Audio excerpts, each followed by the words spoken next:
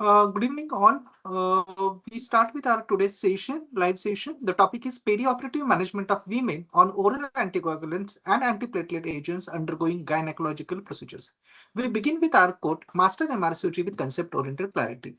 This talk is going to be very, very important from examination point of view, especially either SBA or EMQ can be asked on this particular topic from the postoperative and surgical skills module.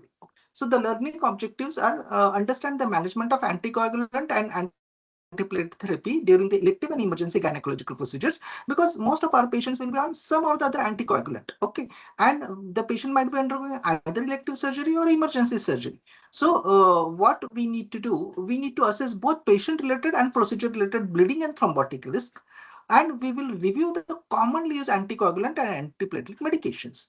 So, as I mentioned, that many patients will be on these anticoagulants and antiplatelet agents. Okay, and in olden days there was only warfarin which was available, but nowadays we have these directly acting oral anticoagulants like apixaban, rivaroxaban, dabigatran, and endoxaban. Okay, so this advantage with these DOAC is that they do not require ANR monitoring, and this is one of the advantage of these DOACs. Okay.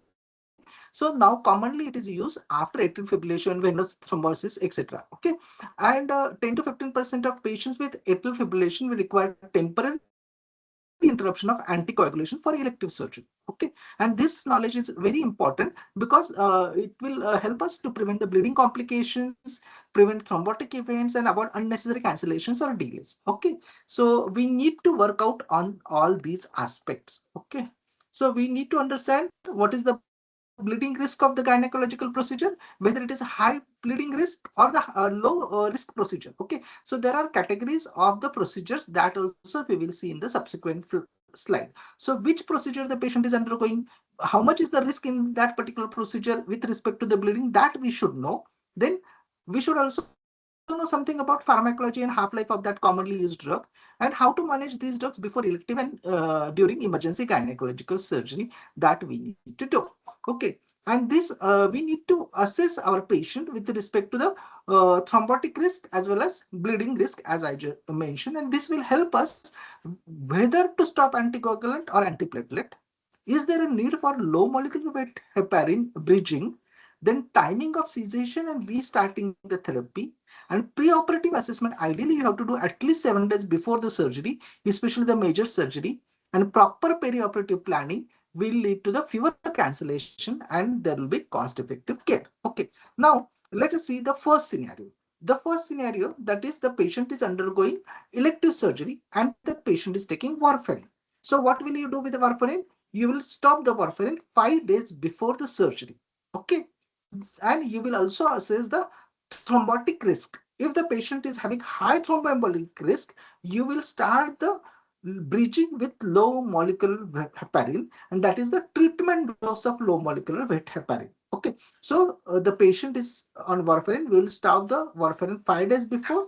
If the patient has got high thromboembolic risk, we will do the low molecular weight heparin bridging. Okay, and the last dose of low molecular weight heparin should be given 24 hours before the surgery. Okay, now which patients require bridging coagulation? Not all patients will require a bridging anticoagulation. Only those patients who are at high risk of venous thromboembolism will require a bridging. Okay, so you need to know what are all the things which we have seen. We need to know the bleeding risk during the procedure and venous thromboembolism risk of the patient pertaining to that particular condition which the patient is having. Okay, so these are the two important things. Okay, and for bridging coagulation, we should find out the venous thromboembolism risk, such as if the patient is on mechanical heart valves, recent venous thromboembolism, high risk thrombophilia. These patients will require bridging anticoagulation. Okay, so bridging strategy is dose LMWH is used in the treatment dose, and you will start when the INR falls below the therapeutic range and stop LMWH before 24 hours, as I already mentioned. Okay. Now this particular slide will show you about the warfarin. Okay, so the warfarin, how it is to be managed. How does the warfarin act? It inhibits the vitamin K epoxide reductase. Okay, what does it do? It inhibits the vitamin K epoxide reductase, and prevents the vitamin K required activation of clotting factors like 2, 7, 9, 10. So ultimately 2, 7, 9, 10, these factors, they do not get activated. Okay. And what is the half-life? It is 36 hours. It has got a long half-life. Okay.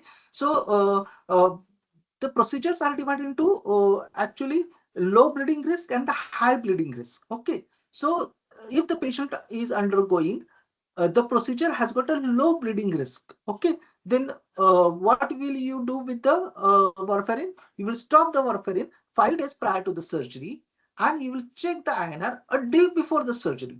If the INR is more than 1.5, in that particular case, you will give injection vitamin K or phytomenadione, and again you will check the INR on the day of the surgery, and you will proceed with the surgery if the INR is less than 1.5. Okay.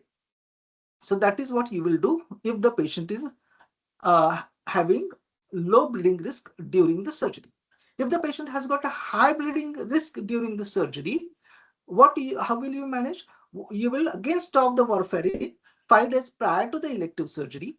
You will check the INR 1 day prior to the surgery. If the INR is more than 1.5, you will give injection vitamin K, and again you will check the INR on the day of the surgery. If the INR is less than 1.5, you will proceed with the surgery. Okay. And bridging and with treatment dose of LMW should be considered in those with high VT risk. So when you stop the warfarin, you will have to consider the bridging if the patient has got high VT risk. Okay. So actually this they have mentioned under the high bleeding risk category, but whether it is a high bleeding risk or low bleeding risk, I think this should be applicable to both, because ultimately if the patient has got a VT risk, we have to consider the bridging. Okay. So the bridging, you have to think if the patient has got a high thrombotic risk. So these category of patients are like patients who have recently developed VT, or the patients who have got a mechanical heart valve, etc., etc. Okay. So that is how you will manage these patients preoperatively. Okay. So the management here is almost same whether the patient has got low bleeding risk or the high bleeding risk. So preoperative stoppage is same for warfarin. Okay. But the post-operatively, when to start, there is a little difference. Okay. So now when you will start the warfarin post-operatively, you will start the warfarin when the adequate hemostasis is achieved, and approximately 12 to 24 hours after the completion of the surgery, you will start. Then low molecular weight heparin can be started 24 hours after the surgery until INR is in the therapeutic range. So if the patient is undergoing and there is a low bleeding risk, you will start the warfarin after 24 hours, provided the hemostasis is complete. Between 24 to 20, between 12 to 24 hours, you will start the warfarin first. But the warfarin will take long time to act because it has got a long half-life. So what you will do, after 24 hours, you will start the patient on heparin. Okay. And you will maintain the INR in the therapeutic range. Okay. Later on, you will withdraw this low molecular weight heparin once the warfarin action is there. Okay. Then if the patient has got a high bleeding risk, here there is a difference. When you will start low molecular weight heparin, here the low molecular weight heparin should not be started until 48 hours after the surgery. Okay. So in the options, you will have, if it is a high bleeding risk, post-operatively, you have to wait for 48 hours. Here you can start after 24 hours, but here you will have to wait for 48 hours. And but warfarin you can start once the bleeding risk is minimized. You can start like what you have started between 12 to 24 hours. You will start warfarin, but the LMWH should not be started at least for 48 hours. Okay.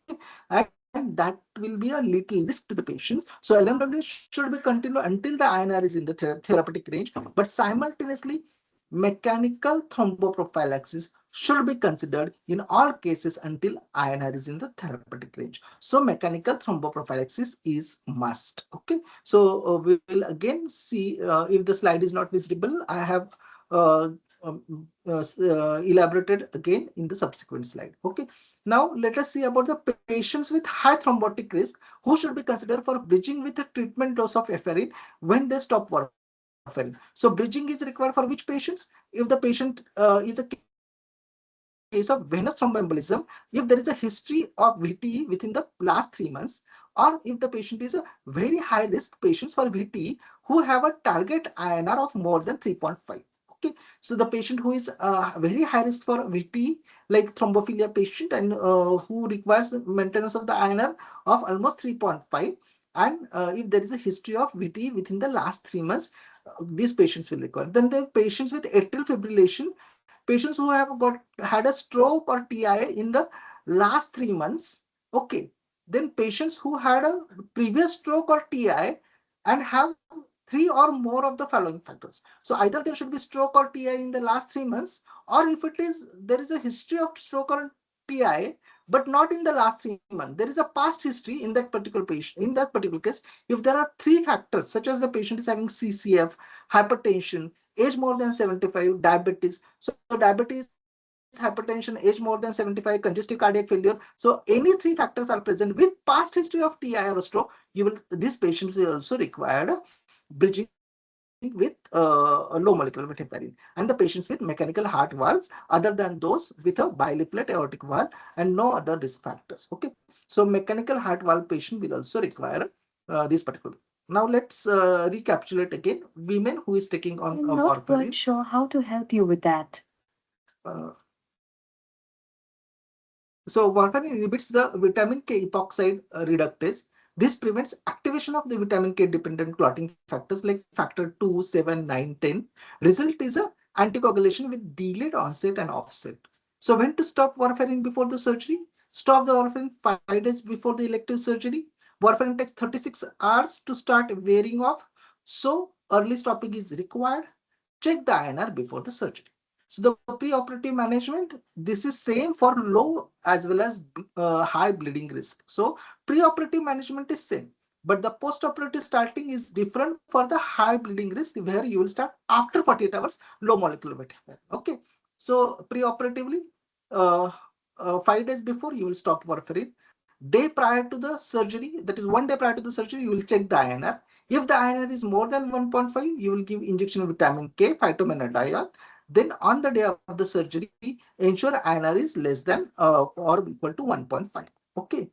So when to restart the anticoagulation after surgery, this also we have seen for patients with low bleeding risk, warfarin, you will start 12 to 24 hours after the surgery once the hemostasis is ensured. Then low molecular weight heparin, you will start 24 hours after the surgery, and you will continue until INR is back in the therapeutic range. If the patient has got high bleeding risk during the surgery, okay, then low molecular weight heparin will not be started at least for 48 hours. Okay, warfarin you can start once the bleeding risk is minimal, and LMWH you will continue until the INR is in therapeutic range. But simultaneously, mechanical thromboprophylaxis should be used in all patients. You will continue warfarin, continue until warfarin is restarted and INR back in the therapeutic range. Okay. So examples of the mechanical thromboprophylaxis like graduated compression stockings and intermittent pneumatic compression devices. This you will use along with this. Okay, and the LMWH will not be started 48 hours. Okay. Now the second situation. This is all about warfarin. Okay. Is it clear to you, warfarin? The stopping is Yes, same, doctor. but restarting, do not start Restarting is 48 hours if different. the bleeding is during the surgery. Okay. Now Yes. let us go to the DOACs. Okay. Most of the time they ask you about the DOACs. Okay. So concentrate here. Okay. Here there is a little difference as compared to the warfarin. And they can ask you any of this particular drug. Okay. The patient is on this, or this. So you should know. But these examples are apixaban, rivaroxaban, endoxaban, and dabigatran. Okay, decision to stop or restart depends on bleeding risk of the procedure, renal function, and type of DOACs which is receiving. Okay, surgeon must individualize the decision and document a perioperative plan. So it should be documented in the patient's notes. So the bleeding risk is classified as either no risk, minor risk, or the major risk procedure. Okay. So up till now we were just discussing low risk or high risk. So what exactly the bleeding risk is there? So No bleeding risk, like you are just having the pelvic examination, smear test, genital swabs. There is no bleeding risk. Okay. Then minor bleeding risk, like a cervical biopsy, diagnostic hysteroscopy and resection of the polyp, labial or Bartholin's abscess drainage, Leeds procedure, myosure polypectomy, novasure endometrial ablation, Pipel endometrial biopsy, TCRE, verbal biopsy. So they will be giving you the name of the surgery the patient is undergoing. So you have to read the scenario carefully. Which procedure the patient is undergoing, what anticoagulant she is receiving, does she have the thrombotic risk, okay, and all these factors will decide what kind of management you will be providing to that patient, okay. And major bleeding risk, all inpatient surgeries will be major bleeding risk, okay. And in oral direct DOAC, you have two categories, that is apixaban, rivaroxaban, and endoxaban. Their stopping rules are similar. While for dabigatran, timing varies significantly with the renal function. Okay, even for this, renal function is important, no doubt, but maximum it is highly sensitive for the dabigatran as far as renal function is concerned. Okay, so the slide may not be very clear, but we will discuss in the subsequent slide individually also. Okay, you see that you have apixaban, rivaroxaban, and endoxaban.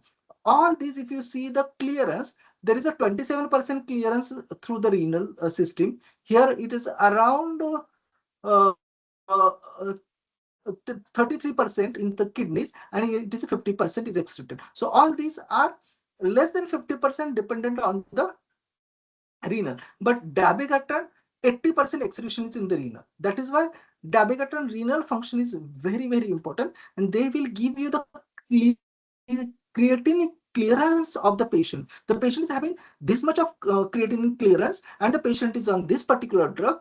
How will you, when will you stop and when will you restart? Okay. Now let us see. For that, again, you need to know whether the surgery is a low bleeding risk or the high bleeding risk. Okay. Now, for these three, rules are similar. For this, the rules are different as compared to this. Okay. Now we'll put together these all first three. That is apixaban, rivaroxaban, and endoxaban.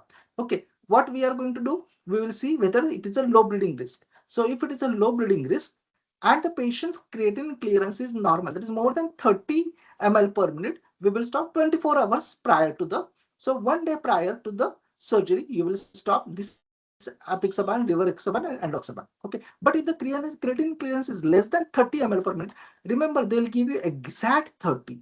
Exact 30 is 24 hours. Okay. Less than 30 is 48 hours. Okay. If the bleeding risk is high, so in that particular case, if the creatine clearance is more than or equal to 30, you will stop 48 hours. If the creatine clearance is less than 30 ml, then stop 72 hours prior. Okay. So all these drugs, any of these drugs the patient is receiving, look for the creatine clearance. If it is more than 30 and low bleeding risk, 24 hours. More than less than 30 creatine clearance, 48 hours. High bleeding risk, 48 hours and 72 hours. Okay, is this clear as far as these three drugs are concerned? Preoperative management? Yes, sir. Yes, sir. Clear? Okay. Yes, It's sir. 24 and 48 hours, 48 and 72 hours, depending upon creatine clearance. Now, we will not see immediate post-op because for all four, the post-op management is same. So now let us see the difference between this dabigatran and apixaban and this particular group. Okay, preoperatively. Okay, now let us talk about the dabigatran. Now, dabigatran also we will see what is the risk, whether it is a low bleeding risk or the high bleeding risk. But the creatine clearance here, whether it is more than 80 ml, more than or equal to 80 ml, between 50 and 80. Here 50 is included. They may give you exact 50. Okay. And whether it is between 30 and 50. Okay. Less than 50. Between 30 and less than 50. 50 is here. 80 is here. Okay. If the creatine clearance is 80 or more, you will stop 24 hours. If it is between 50 to 80, you will stop 48 hours. And if it is less than 50, but more than 30, you will stop 72 hours. If it is a low bleeding risk. So the low bleeding risk, dabigatran, 24 hours, 48 hours, and 72 hours. More than 80, between 50 to 80, and less than 50, but more than 30. Okay, 24, 48, and 72 hours. If it is a high bleeding risk, in that particular, again, same parameter, more than 80, between 50 to 80, 50 is included here, and less than 50. And the stoppage will be 48 hours, 72 hours, and 96 hours. Okay, so this is with respect to dabigatran. Is this clear to you as far as dabigatran stopping is concerned? Yes, sir. Is it clear? Yes, sir. Yeah. Now let us go to the postoperative. When to start? Now that is same for all this. Okay. So for low bleeding risk, recommends this apixaban rivaroxaban 6 to 12 hours postoperatively. Okay. Then high bleeding risk, wait for 48 hours before reintroducing at full dose. If high BT risk, consider prophylactic dose of anticoagulation before restarting at full therapeutic dose. So if it is a low bleeding risk, you will start 6 to 12 hours after the procedure. And for high bleeding risk, you will not start at least for 48 hours. Okay. And if the VT risk is high, you will start prophylactic dose of anticoagulation. Okay. The same is here for dabigatran also. Okay. So this postoperative management for any of this is same. Okay. There is no difference in any of these. Here there is a difference only in stopping of this dabigatran. Okay. So there is a difference here, not here. Okay. Same thing is here. You will see whether low bleeding risk patient, apixaban, stop 24 hours. If the creatinine clearance is more than or equal to 30, 48 hours. If it is less than 30, dabigatran, 24 hours, 48 hours, and 72 hours for low bleeding risk. And restarting is same, 6 to 12 hours after the procedure. And high bleeding risk, do not start for 48 hours and consider prophylactic dose of anticoagulation. Okay. First, before starting the full therapeutic dose. Okay. So for low bleeding risk is this, and for high bleeding risk, 48 hours, 72 hours.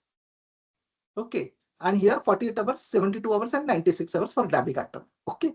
So that is what we have gone into the details of directly acting oral anticoagulants. Okay. Now let's talk about antiplatelet agents. What we have seen up till now was anticoagulants. Now antiplatelet agents. Most commonly used antiplatelet agents are aspirin, and second is a clopidogrel. Okay. So the aspirin is a will have its antiplatelet effect via cyclooxygenase inhibition, and the clopidogrel is adenosine diphosphate receptor antagonist. That is a ADP antagonist. Okay. It is widely used for secondary prevention of cardiovascular disease. Some patients may be on dual therapy, DAPT. Okay. Dual antiplatelet therapy, that is, they will be on aspirin and adenosine diphosphate receptor antagonist. Okay. Now this is generally after the ischemic cerebrovascular disease, they will put on this combination. So management of antiplatelet therapy for gynecological procedure. If the patient is on only on aspirin monotherapy, aspirin alone can be safely continued, suitable for all gynecological procedures, including the major and minor. So there is no question if the patient is on aspirin monotherapy. Okay, you will continue. Okay.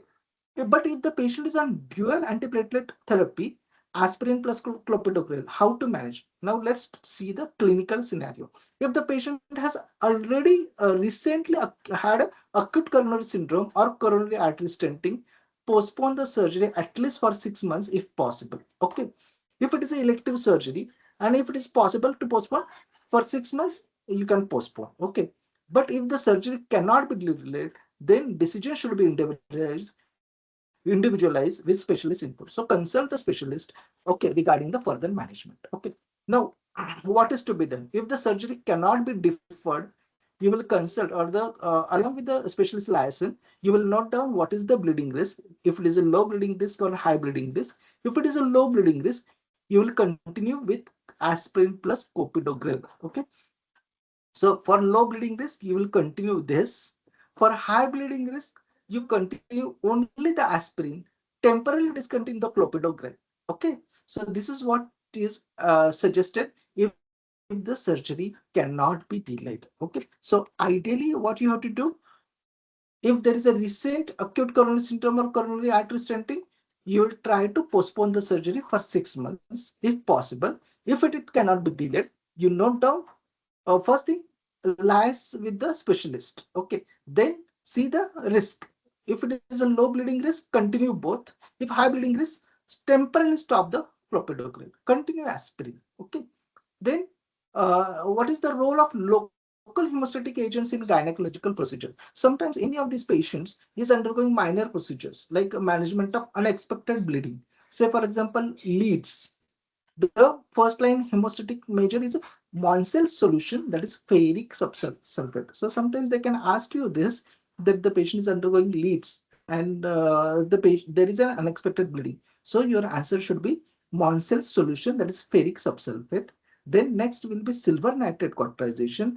And if the bleeding persists, then you consider the vaginal packing. Okay, so that is the sequence you should remember. Procedure with higher bleeding potential. Now, like if the patient is undergoing Bartholin's abscess drainage. Okay, if hemostasis is inadequate, you can use electrocautery or oxidized cellulose may be used as an adjunct. Okay, so these are local hemostatic agents or the treatment which you can apply. Up till now, what we have seen is an elective surgery. Then in elective surgery, we have seen warfarin, directly acting oral anticoagulants, and third was the antiplatelet agents. Okay, that is what we have seen as far as elective surgeries are concerned. Now let's talk about emergency gynecological surgery.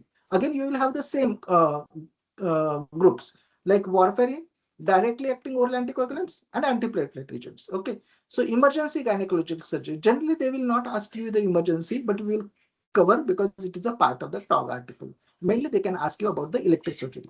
Emergency gynecological surgery, general principle, you note down what is the urgency of the procedure, what is the type of procedure, how much is the bleeding risk, and time available, whether you have time available to wait or not. So stopping anticoagulants and antiplatelets is situation dependent and not protocol dependent. Okay, so this previously everything was a protocol driven. Here, stopping anticoagulant antiplatelet is a situation dependent and not a protocol driven because it is an emergency gynecological surgery. But still, what has been mentioned in the top article. Now, suppose if the woman is taking warfarin, if the surgery can wait for 6 to 8 hours, give vitamin K 5 milligram IV. Okay, that will be that will lower the INR and restore the clotting factors. But if the surgery cannot be delayed, then this you remember, give 4-factor prothrombin complex concentrate, 4 PCC, that is prothrombin complex concentrate. Dose is 25 to 50 units per kg.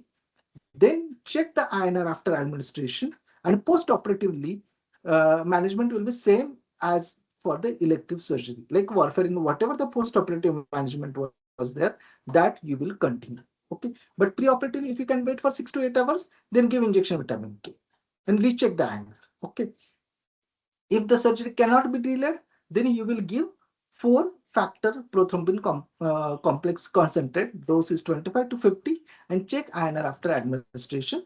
And post-operatively, as we have seen with the elective, that you will continue. Okay. Then restart warfarin plus LMWH as per the bleeding risk and VT risk. So the most important point is a PCC provides immediate reversal. Vitamin K takes several hours. So the PCC in emergency is helpful, while vitamin K, generally, if you have a time of 6 to 8 hours, you give vitamin K. Now, second is a direct oral anticoagulants. Okay. If the time is allowed, delay the surgery if possible. Okay. It allows the drug levels to fall naturally. Estimate the residual anticoagulant effect using last time of the last dose, half-life of the drug, renal function of the patient, and then you estimate the residual anticoagulant effect. If the surgery cannot be delayed, okay, then give tranexamic acid to reduce the bleeding. Avoid NSAIDs and other drugs that impair hemostasis, and proceed with careful surgical hemostasis. There is, for dabigatran, there is a specific reversal available. That is, use idarucizumab for emergency high-risk bleeding surgery. This you can remember for SBA. Okay, so dabigatran for emergency, you have idarucizumab, that is antidote. Okay, or a specific reversal agent. Normal thrombin time will suggest minimal circulating dabigatran. So idarucizumab is a specific for dabigatran only. Okay, but for others, you thus tranexamic acid. Okay, that is the drug. So the key points are warfarin. If you have time, give vitamin K. Warfarin, if you don't have time, give prothrombin complex concentrate. Okay, 25 to 50 units per kg is the dose. Then DOACs, if you have a time, wait. If DOACs and do not have a time, give tranexamic acid. And for dabigatran, you will use a specific antidote. Okay, avoid NSAIDs in all anticoagulated emergencies. Now, women taking antiplatelet agents. Okay, up till now we have seen warfarin and DOACs. Okay, now women taking antiplatelet agents, that is clopidogrel, aspirin. There is no specific reversal agent for clopidogrel. Clopidogrel causes irreversible platelet inhibition. Effect lasts for entire platelet lifespan, that is 7 to 9 days. So emergency surgery with high bleeding risk, the first line drug is a tranexamic acid. If the bleeding persists, consider transfusion of 2 pools of donor platelets, and the platelet transfusion helps by providing functional platelets. Okay, so platelet transfusion is the only effective way to reverse clopidogrel's effect in emergencies. Okay, so first line is a tranexamic acid. If the bleeding persists, then the platelet you have to give. Okay. Now, what about the anesthesia? The patient is undergoing the surgery. What is the role of neuroaxial anesthesia, that is spinal or epidural for these patients? So this is very high risk type of anesthesia. There is a possibility of neuroaxial hematoma formation. It is rare but potentially catastrophic. So drugs and neuroaxial anesthesia safe to continue with aspirin and NSAIDs. They can be safely continued. But ADP receptor antagonist, that is clopidogrel, you have to stop 7 days prior. Okay, so they can ask you this also. How many days you have to stop? 7 days before the neuroaxial block you have to stop. So clopidogrel, there is no specific antidote. Action lasts for 7 to 9 days. Emergency bleeding, tranexamic acid, and the platelets. These are the helpful agents. And neuroaxial blocks for block, aspirin is okay. Clopidogrel, you have to stop 7 days prior to the surgery. Okay. So that finishes the topic of anticoagulants, perioperative management. Thank you.